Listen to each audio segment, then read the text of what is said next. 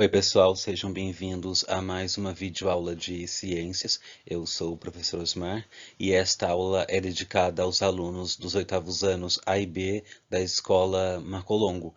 Em primeiro lugar, gostaria de pedir desculpas porque está chovendo, então provavelmente vão escutar barulhos de trovão, de água na calha, enfim, tudo isso eu não posso evitar. E gostaria de lembrar que em nossas últimas aulas vimos características dos movimentos que a Terra realiza, translação e rotação, enfim.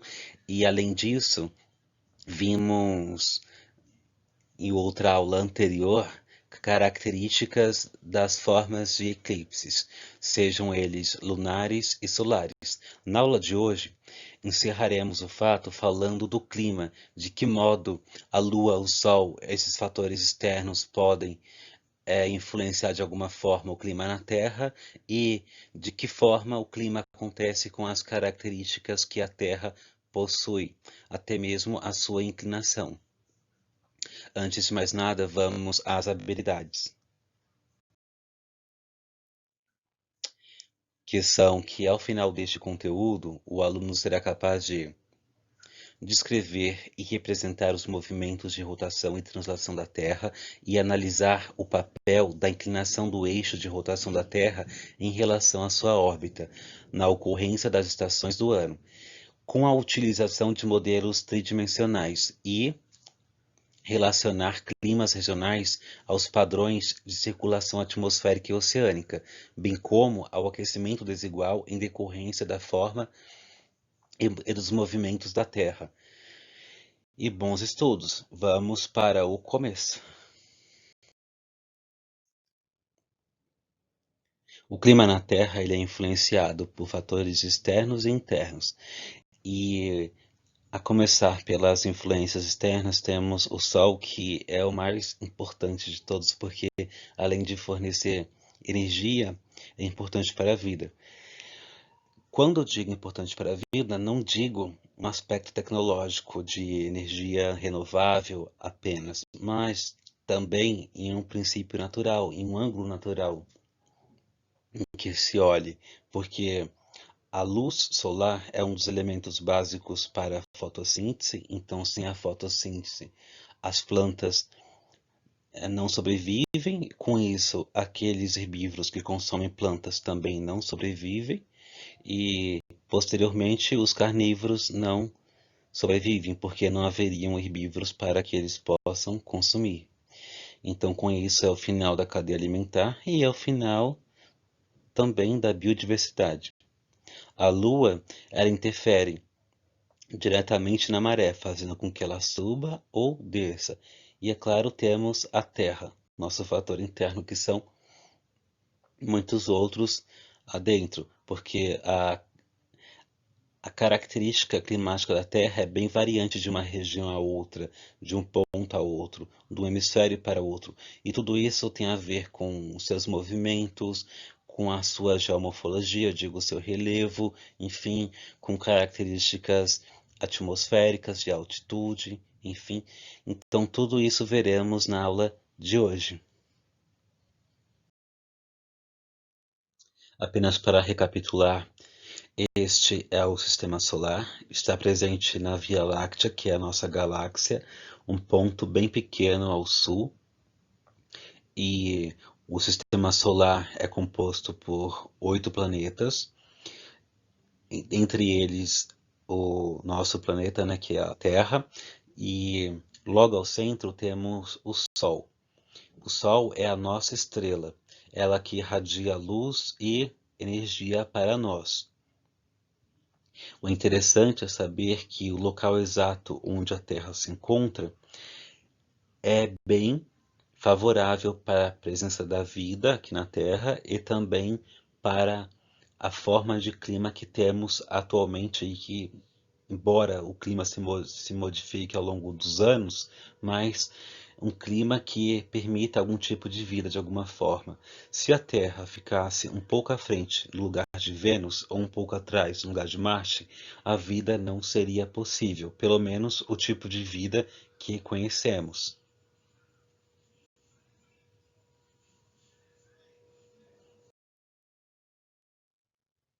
Mas afinal, a Terra só possui dois tipos de movimentos?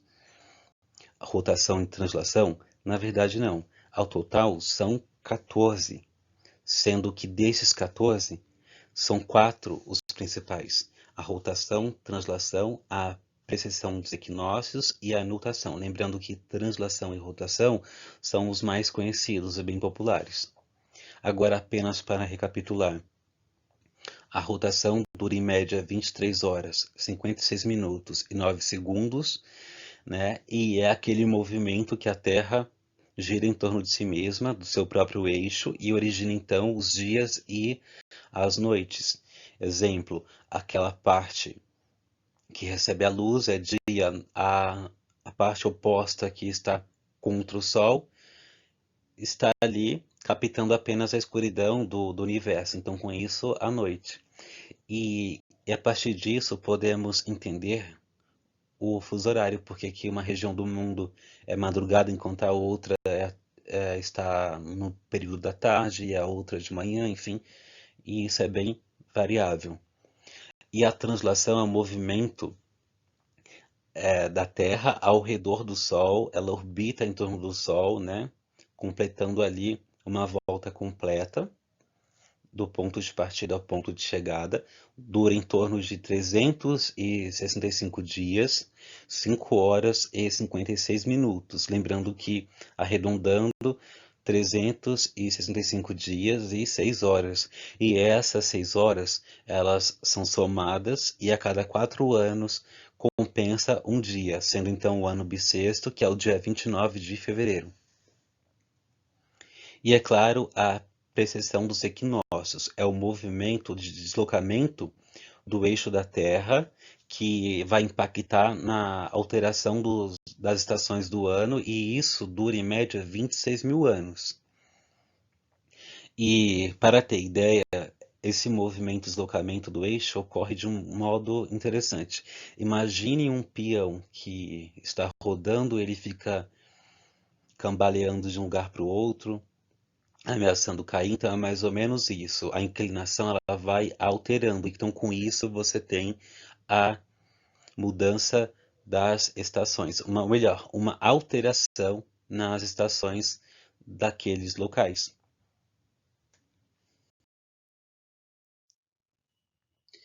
A nutação ela é um movimento que ocorre no intervalo de 18 anos, bem mais longa que a rotação e translação, porém bem mais curta que a precessão dos equinócios. É uma leve oscilação do eixo da Terra, não altera em nada nas estações do ano, porém impacta somente no polo magnético da Terra. E todos esses movimentos colaboram de alguma forma para o clima no planeta. E uma informação importante é que a inclinação da Terra é de pouco mais de 23 graus.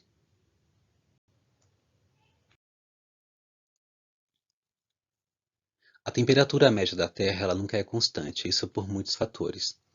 O primeiro deles é que o plano orbital do planeta em torno do Sol não é um círculo exato, é inclinado, é oval, é elíptico, e isso permite que em alguns momentos a Terra esteja mais próxima do Sol, em outras mais distante.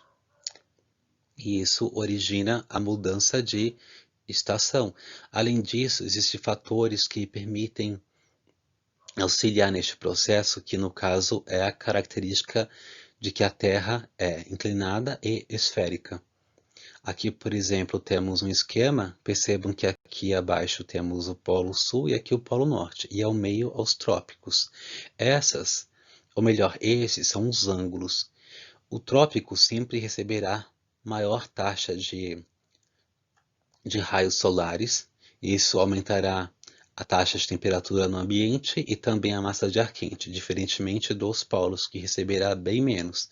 E é importante ressaltar que tanto os trópicos quanto os polos não alternam muito em relação à sua temperatura sazonal, ou seja, nos trópicos, durante o ano todo, oscila-se pouco, sempre será mais quente, independente se for menos ou um pouco mais quente, igual os polos.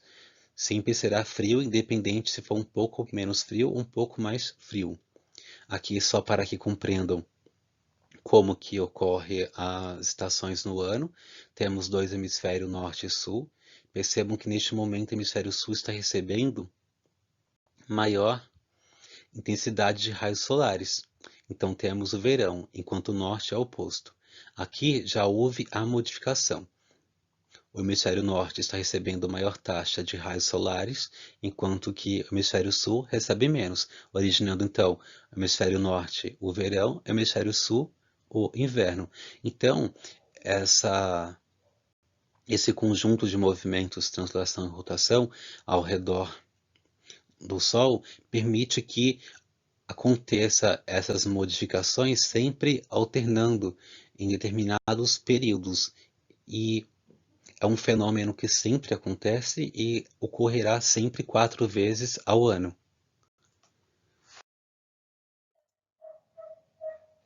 A atmosfera é dividida em camadas, e são essas. A troposfera, lembrando que é a região mais próxima da crosta terrestre, possui 15 quilômetros de altitude e é onde ocorre a maioria dos fenômenos meteorológicos. Temos também a estratosfera, logo acima da troposfera, possui 50 quilômetros de altitude, abriga a camada de ozônio. Logo após temos a mesosfera, lembrando que esta possui 80 quilômetros de altitude, é distante do calor da Terra e relativamente dos raios solares. Com isso, é o local que possui menor pressão atmosférica. E temos também a termosfera. Esta atinge até 500 quilômetros de altitude e lá abrigam gases ionizados que ajudam a refletir e propagar ondas de rádio. E por fim temos a exosfera, que é a última camada e é onde se encontram os satélites artificiais, onde eles estão posicionados.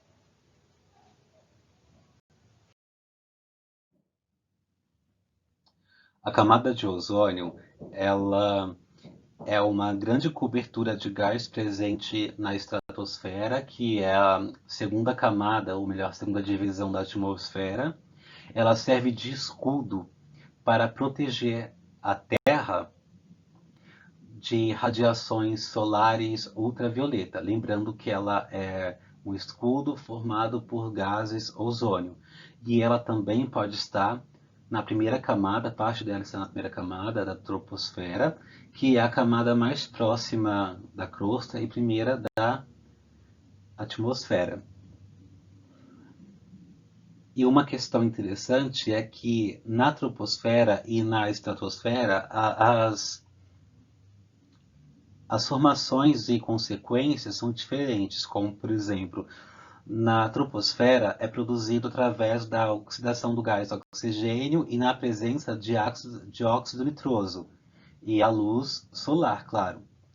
E o efeito na troposfera é prejudicial, porque em altos níveis pode causar poluição, chuva ácida e ser prejudicial às plantas, aos animais e à vida humana de forma geral, à saúde como um todo. Já na estratosfera, que é a segunda camada, ela é 100% benéfica, absorve 90% da radiação ultravioleta e sempre está ali se formando, aumentando, né? Se acentuando. Por exemplo, como podem ver, o processo na estratosfera é muito mais simples e em relação à troposfera. Como podem ver, você tem 3 moléculas de gás oxigênio, né? Cada uma com 2 átomos de oxigênio. O que vai acontecer? Tem uma radiação ultravioleta chegando e rompe a ligação entre os átomos na molécula, então cada átomo se dispersa e vai se juntar a outra molécula de oxigênio. Então, com isso, você tem a formação de um gás ozônio. Então, este processo ele é constante. A todo momento terá moléculas de oxigênio sendo quebradas e moléculas de ozônio sendo formadas. E o contrário, é um processo contínuo.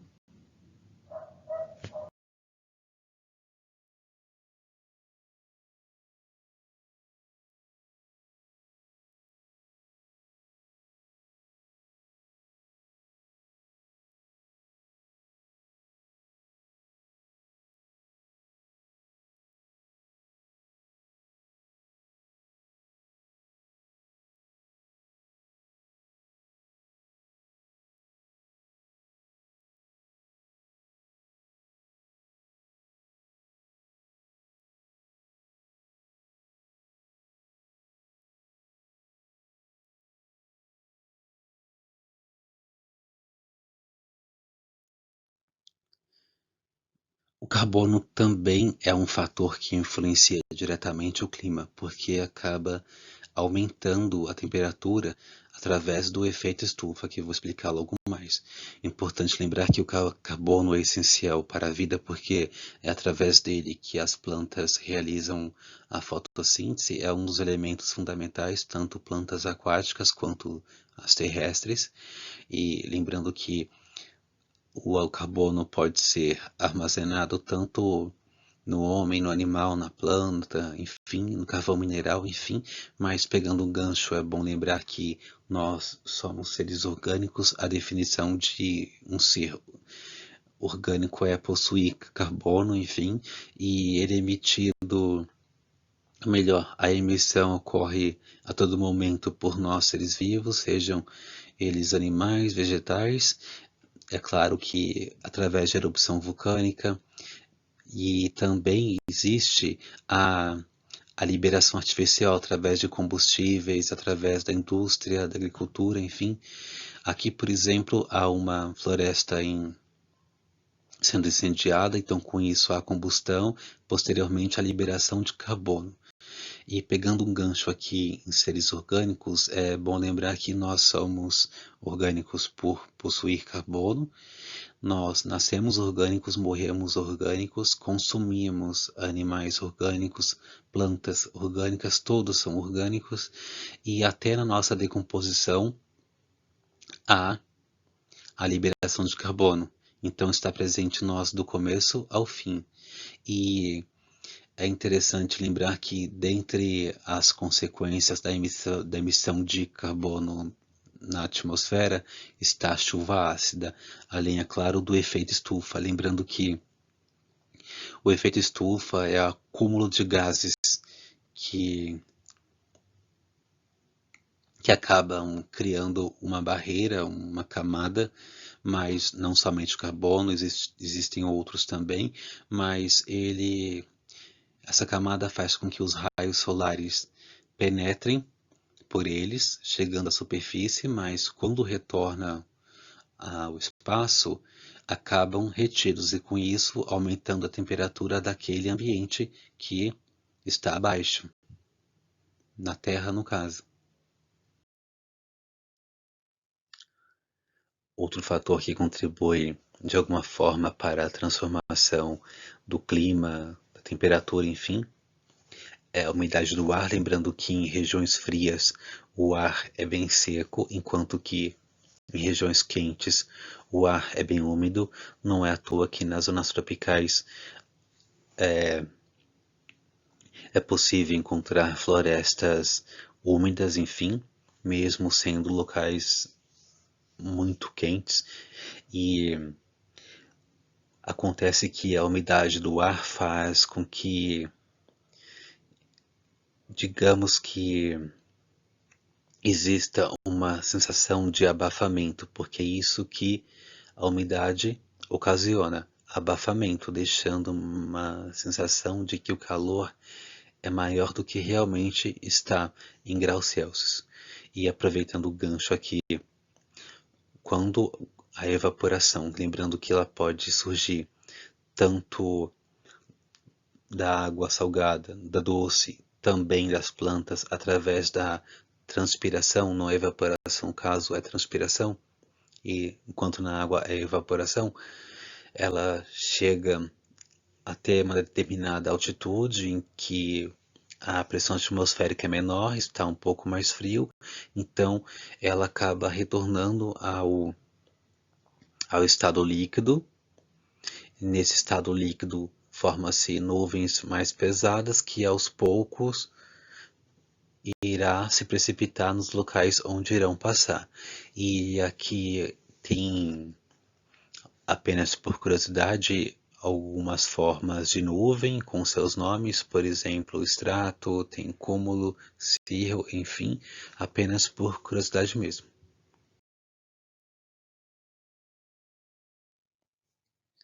O relevo também pode alterar de algum modo o clima sazonal em determinada região. Bom, para começar, é importante pensar que a Terra não é plana, muito menos a crosta. Então, existem diferentes tipos de relevo distribuídos no mundo todo. Existem regiões altíssimas, como o Monte Everest, sendo o maior pico do mundo. Temos o Himalaia, a Cordilheira dos Andes, enfim, assim como regiões baixíssimas. Geralmente, como é medido através do nível do mar, então as regiões mais baixas vão estar nos litorais. Então, os litorais são as regiões mais baixas. E é claro, assim como a Holanda, que está abaixo do nível do mar e por isso é chamada de Países Baixos. Mas o que tem a ver a altura, a altitude? Se o lugar é mais alto, é mais frio, e o outro que é mais baixo é mais quente. Está correlacionada com a pressão atmosférica. Lembrando que quanto maior for a pressão atmosférica, maior a intensidade do calor. E quanto menor for, menor será a intensidade do calor. Então, quanto maior for a altitude, menor pressão atmosférica. E com isso, menor a intensidade do calor. E quanto mais baixo for, maior a pressão atmosférica. E posteriormente, maior o calor.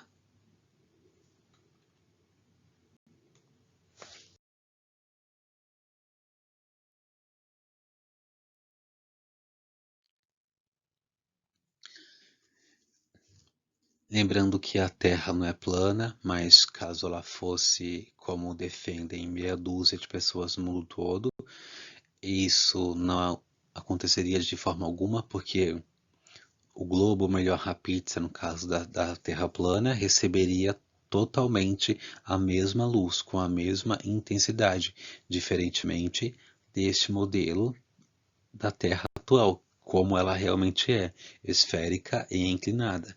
Com isso, é possível compreender por que nos trópicos você encontra uma alta taxa de temperatura, diferentemente de outras regiões.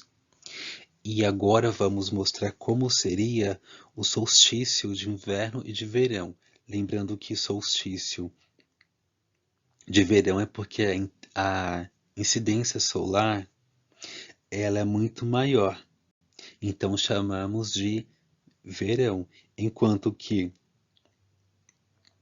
este solstício de verão ele possui dias mais longos, ou seja, as noites mais curtas, enquanto que o solstício de inverno é o oposto, tem a incidência solar menor e as noites mais longas.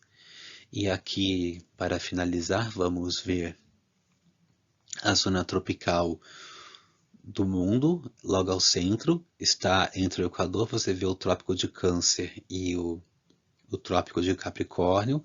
Essas regiões, elas recebem a maior taxa de raios do Sol diretamente, então são as áreas mais quentes digamos que, do globo geral, e uma característica que ela possui com a zona polar é que há pouca oscilação de temperatura, ou seja, nos trópicos é sempre quente, mesmo que seja inverno. Se ficar mais frio, é tão insignificante que acaba nem sendo tão percebido, enquanto que na zona polar No verão, não existe a possibilidade de ficar quente, e sim de ficar menos frio. E outra característica também é que, devido à inclinação da Terra, em alguns momentos do ano, pode ser que existam na zona polar dias de 24 horas de escuridão ou de 24 horas de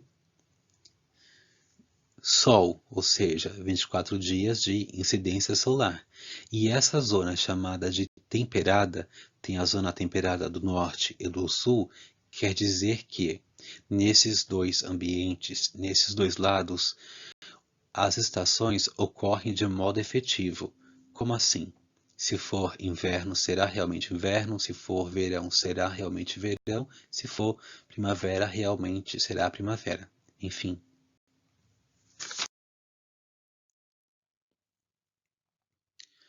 Sabe aquela brincadeira que todo mundo faz quando dizem que uma pessoa que mora longe demais mora onde o vento faz a curva?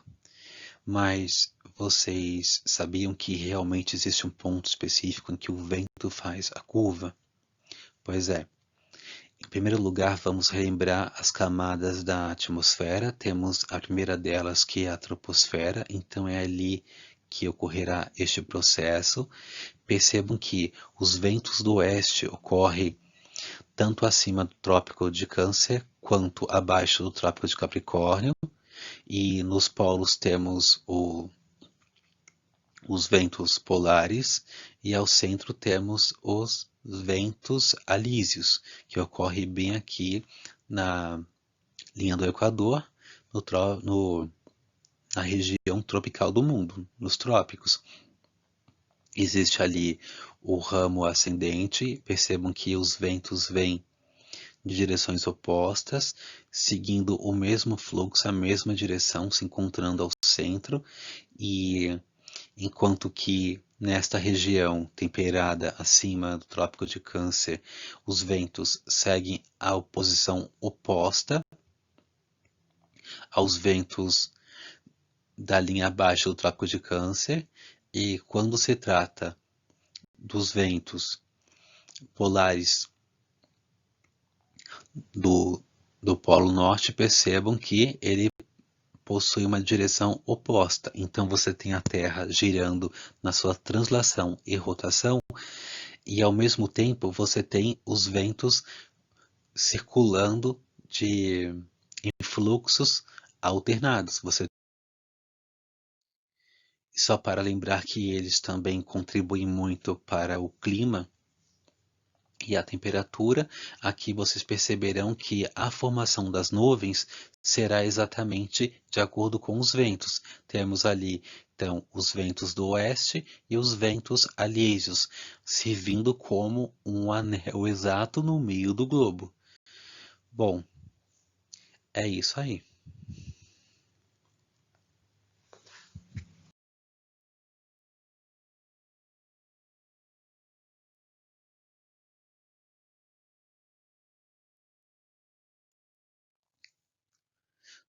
Todos esses fatores que foram citados na aula de hoje não são os únicos que influenciam diretamente o clima. É importante lembrar que existem maritimidade, continentalidade, enfim, a umidade do ar, umidade relativa no caso, né? Enfim. Mas como viram, até mesmo gases como carbono, que podem de alguma forma colaborar com o efeito estufa, pode agravar a temperatura de algum modo, ou seja, aumentar.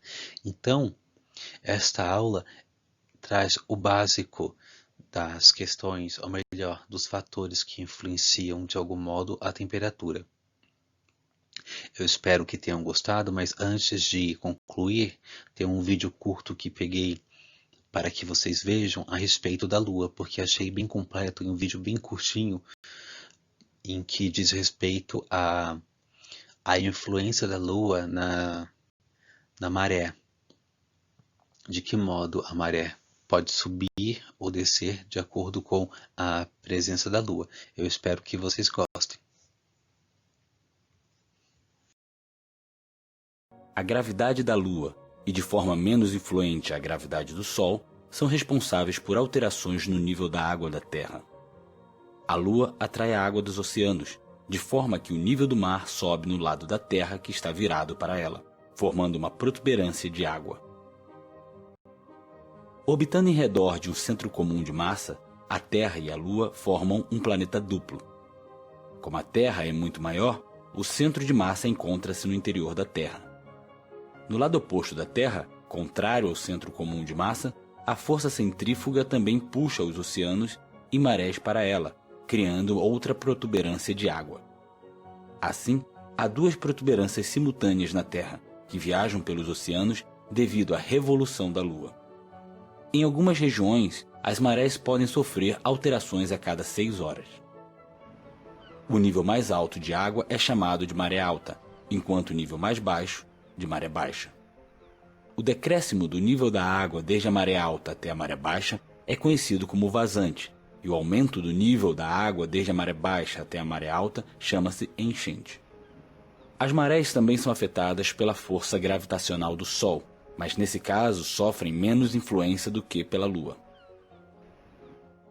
Na Lua nova, quando a Terra, a Lua e o Sol estão alinhados, o Sol acentua a força gravitacional da Lua e o nível dos mares é ainda mais elevado que o habitual. Isso é chamado maré de Syzygia. Quando a Terra, a Lua e o Sol formam um ângulo reto, o Sol enfraquece a força da Lua, de forma que a maré alta é mais baixa do que o habitual. Isto é conhecido como maré de quadratura.